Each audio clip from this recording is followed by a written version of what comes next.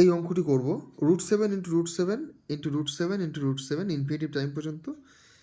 এই অঙ্ক টোটাল রাশিটাকে আমি এক্স ধরলাম, এখানে এক্স ধরে বোথ সাইড স্কোয়ার করলাম, দুই সাইড স্কোয়ার করলে বাইরের রুটটা বেরিয়ে যায়, 7 বাইরে বেরিয়ে আসে।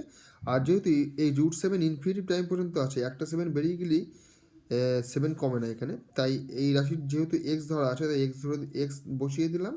এখানে 7x হলো, এক্স স্কোয়ার আর 7x এক পাশে নিয়ে গেলাম, x square minus 7x, x common নিলাম, এক্স ইন্টু এক্স মাইনাস 7 সমান 0 হলো। এবার এক্স আর এক্স মাইনাস 7-এর গুণফল হচ্ছে 0 হলে এক্সের মানও 0 হবে আর এক্স মাইনাস 7-এর মানও 0 হবে। তাহলে এক্স সমান সমান 0 হলো, একটা ভ্যালু 0, আর এক্স মাইনাস 7 সমান সমান 0 হলে এক্স সমান সমান 7। আমরা কিন্তু ডিরেক্টও বসিয়ে দিতে পারতাম, এই অঙ্কগুলোর উত্তর সবসময় যেটা থাকবে সেটাই হবে। 7 থাকলে 7, 8 থাকলে 8, 9 থাকলে